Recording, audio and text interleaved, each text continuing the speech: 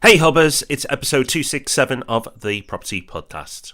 I'm Rob B, and with me, of course, is Rob D. It's been a really interesting time for property investment over the last few years, and pretty much the only constant has been change. So this week, we look at the 5 biggest changes in property investment over the last 5 years.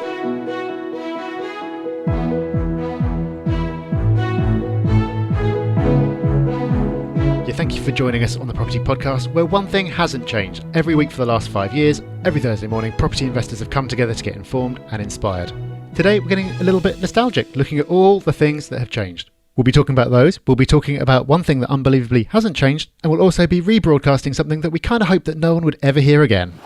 So news story of the week time now, and lo and behold, Rob, the government have made it again. And yes, it's their favourite topic, more rules and regulation. This week, the news story, which will be linked to in the show notes, is all about the buying and the selling, the transactions. And actually, from what I'm reading, there seems to be some good stuff here, Rob. Pick out a few bits and pieces. The timeline for searches. So when you buy a property, you get searches from the local authority. That sometimes can go on for a while depending on how well resourced the local authority is. The government's looking to put a 10-day limit on that. So that's really good. The use of reservation agreements as well. So currently not used at all unless you're buying a new build. And it works really well because it shows commitment to the deal. And that, Rob, would ultimately mean a lot more transactions would be complete. So actually, for once, so far, I mean, there's a lot in here, but what's being proposed seems all good stuff. It does. It feels like they've gone a bit nuts and they just can't stop announcing stuff and wanting to change things because it's hard to argue with it because it's all stuff that when you think about it should have been in place for years. It's kind of weird that it's not. And now they've suddenly set out to fix all of it all at the same time. Also in there, they're saying that estate agents should hold a professional qualification and be transparent about the fees they receive for referring clients to surveyors and solicitors and so on. And well, yeah, of course they should. It's kind of mad that you've got so many regulations around really tiny, trifling things and then buying a property, probably the biggest investment you'll make in your life. Up until now, it's been pretty much, whatever. I'm sure it'll figure itself out. These people who are completely untrained in this legal process that's hundreds of years old will probably be fine. So another week of announcements. Will they have yet more things that they want to get their teeth into next week? Well, we're just going to have to wait and see. So the title of this week's episode is 5 Things That Have Changed. And really could have been 500 things that have changed because so much has happened in property. I mean, so much has happened on this podcast as well. Rob, before we get going, should we have a little listen back to how the podcast may have changed and listen back to our very first episode? Do we have to? And now for your hosts. They may not be as cool as me, but they do know their property. It's Rob and Rob. Welcome to the Property Podcast, the new podcast for property investors, new or experienced. This podcast is for everybody who has an interest in property investment. Today I'm joined by my co-host, Rob Dix. Rob, hello. Good to have you today. Thanks very much. Good to be here. Rob, before I start, you better explain where you are today because we're not together. We are not. I am in Ao Nang in southern Thailand at the moment, where it is about 35 degrees outside, but I wouldn't feel too jealous because I've been stuck inside trying to find a plumber to sort out a block bath all afternoon. So, yeah, same problems, different location. Oh, dear.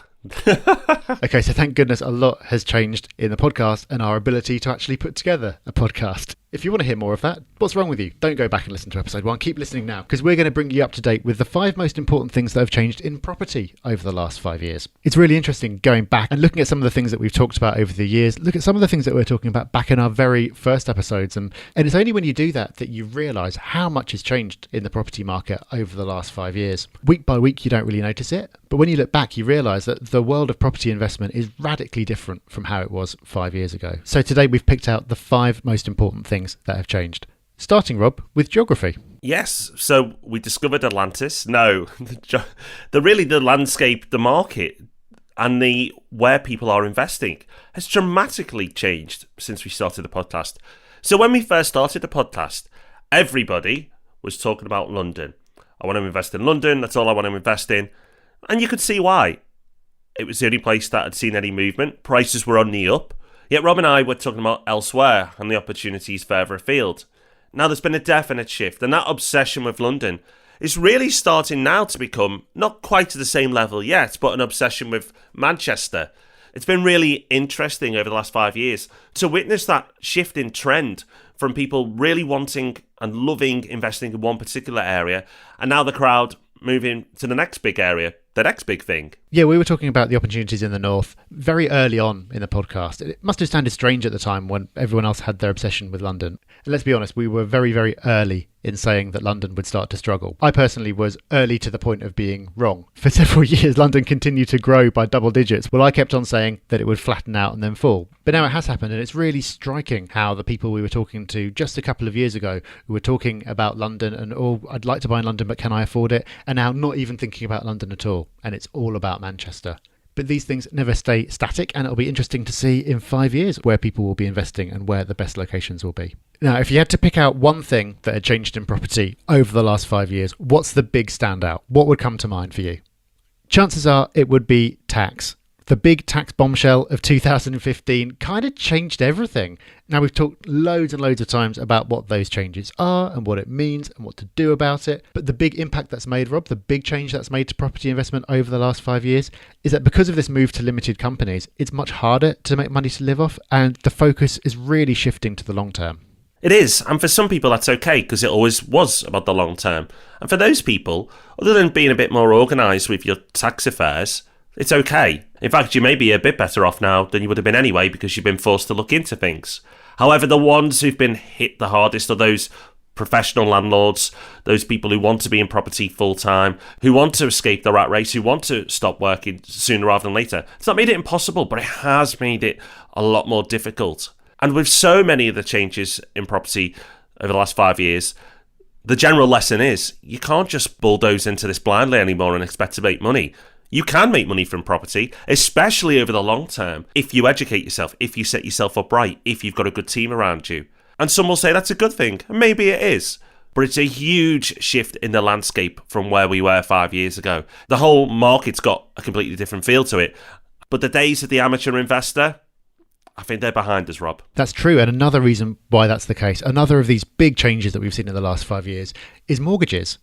So broadly, the mortgage picture is far better than it was 5 years ago. As confidence has returned, there are so many more products on the market. Rates are still really good, loads of options. But really, just in the last year and a half, we've seen a really big shift. But now, because of the way they're underwritten and because of these more stringent rental cover requirements that have come in, which again, we've talked about many times in the past, you now have to have investments that add up. Previously, it was very common for people to buy just for the growth. So to have investments that didn't make any money month to month, possibly even lost money month to month after factoring in all costs. But people didn't mind because they were speculating on the growth. So I'm not convinced that was ever a smart move, but now it's just not an option. No, it's got to work on the numbers. It has to. As Rob said, you have no choice. Which means for a lot of people, property investments in London now really don't work without bigger deposits. And actually, it's going the same way in some other areas as well, the wider southeast. And I've actually noticed recently deals in central Birmingham aren't stacking up either for the same reasons, because the rents just aren't high enough. So cash flow and making sure your numbers are positive has always been imperative.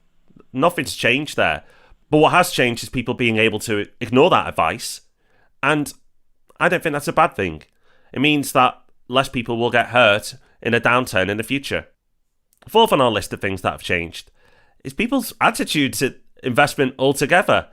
It's been a real rollercoaster over the last 5 years, Rob. In such a short space of time, the whole sentiment of the market has shifted all over the place. Yeah, when the podcast started, we were about 5 years on from the crash. And well, that's a fair few years, and the trough had already been reached at that point, and things were starting to come back again. It was still very fresh in everyone's minds because it was so painful and it was such a massive event. As a result, it was a really great time to be buying property, but it didn't feel like it. It definitely didn't seem like a slam dunk investment. There was lots of nervousness about property, and we spent the first however many episodes trying to talk people up and talk about how property is a really great long-term investment, even if it has been tough recently. Then at some point, things flipped and everyone went back to being excited about property again. The media got a little bit carried away, and for a while there was quite a lot of euphoria around, and we were talking more about the need to be careful and not get carried away and not feel like you're going to miss out unless you take action now. And that went on for a couple of years, and the government took note, and in 2015, Rob, everything flipped back the other way again. Yep, and everyone's nervous again. And we're now telling you, don't be, push on. It's really amazing that all that's happened in just 5 years. And it shows you how quickly, markets can change and market sentiments can change. And there's an old adage which says, well, if the market's saying one thing, you should be probably looking at the other.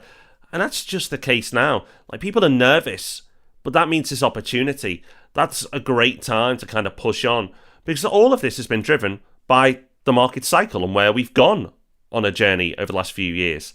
And where we are in the cycle now, the last phase really of nervousness before we go into another kick. And it's definitely gotten harder over the last 5 years to pick up a bargain. 5 years ago, it was pretty easy. Anybody could really do it because you were pretty brave 5 years ago. Now, it's still possible, but it's going to reduce, especially when the market kicks back up again. And Rob, that's the fifth thing on our list, is the cycle and how much it's moved over the last 5 years. Yeah, I mentioned earlier how buying property 5 years ago was a really great thing to be doing, even though it didn't necessarily feel like it. Things have definitely moved on. It's by no means a bad time, but it is time, I think, to settle in for the long term. And we talked about the cycle loads. If you haven't listened to any of our episodes about the property cycle, go do that. Go to thepropertyhub.net/podcast, type cycle into the search box and listen to the few episodes we've done on that, because it's probably the most important concept that we've talked about over the last 5 years. But the point is, if you get in early in the cycle, you can pick up fantastic bargains because nobody else is interested, and you can either hold on to those or you can dispose of them later in the cycle and make some good gains. Now we're in that mid-cycle period, you have to work harder to find the bargains. They're there, but you have to dig a lot deeper. Of course, there are opportunities to create value. There's always refurbs to be done, developments to be built, conversions to add value, but it is a lot more hands-on. If you're just buying and holding, you're probably not going to have your property shoot up in value over the next few years, but that's okay, because it's a perfectly good time to be picking up assets to hold for the long term. We've talked about how you're forced to have them cash flow now, which is no bad thing at all. We've talked about how mortgages are more available now than they have been for the last 5 years, and you can still pick up some really great rates. So you can pick those properties up, hold on to them, and then if you have listened to our episodes on the cycle, you'll know that growth will eventually come again. So that's the 5 things we picked out there that have changed the most over the last 5 years. But as I said at the beginning, this show could have been 500 things, because so much has happened. And it's been incredible, really, as investors ourselves, going through this over the last 5 years, how much we've learned. It's amazing how much changes and how much you can learn from those experiences over that time period, and how your views and beliefs can change as well from your learnings. One of the things that's amazing is 5 years ago, we were talking about interest rates and how you shouldn't be worried about them moving up anytime soon, because a lot of people were worried. And isn't it amazing? 5 years later, they're exactly where they were. So it's review time. Another 5-star review in. Thank you to Magic Man. And he says, I only found this podcast a few weeks ago, and it's already had a massive impact on my approach to property investing. I spent the last 6 to 8 months researching online and trying to find the elusive right investment. It was only when I found a goal-setting course on the Property Hub website that I realised how ineffective my strategy, or lack of it, was. I attended an auction in London and the following day and successfully acquired my first investment property. I've already been told it's worth way more than I paid for. Listening to a property podcast and learning from the two Robs has not only helped me define and solidify my goals and the steps I'll take to achieve them, but also opened my eyes to the many more avenues of property investment that I have not previously considered. I try to listen to at least 2 episodes a day, and I've listened to a number of episodes more than once. Repetition is the mother of skill. I'll be attending my first meetup tonight, and I'm really excited about my future in property investment. Thank you so much for helping me make my dreams a reality. Wow, Magic Man, that is a magical review. Thank you so much. And well done for taking action. So many reviews, Rob, were saying well done for taking action. But it's absolutely awesome to keep reading them and seeing that people are using the podcasts to push themselves forward. Yeah, and I'd say that that's the best thing that's happened over the last 5 years of doing this podcast. Hearing about people who've actually gone out and done it. And it's really amazing to think about how many people have changed their lives over the last 5 years by getting started investing in property. That's not us trying to take credit for it. It's nice if people feel like it's given them a little bit of a push. But really, it's all people making the decision to not just accept things as they are and just carry on doing what they've always done, but make a change, make a big scary leap and end up in a better place as a result of that. So being able to hear some of those stories has been really fantastic. So thank you for sharing your progress, and thank you especially if you've done it in the form of a 5-star review. The best possible way to do it, I think. Yes, so we are talking interest rates next week. It's a bit of an obsession topic for so many investors, especially if you've got a mortgage, and understandably why. People are always asking us, when do you think interest rates are going to go up? And that's been a constant for 5 years. So next week, we're going to look at interest rates, the impact they have on you as an investor, and what action, if any, you should be taking right now. Yeah, so we'll see you back here for that next Thursday, and in the meantime for Ask Rob and Rob on Tuesday. Until then, bye-bye. Bye-bye. Thanks for listening to The Property Podcast. For show notes, all our past episodes, and to leave a review, go to thepropertyhub.net/podcast.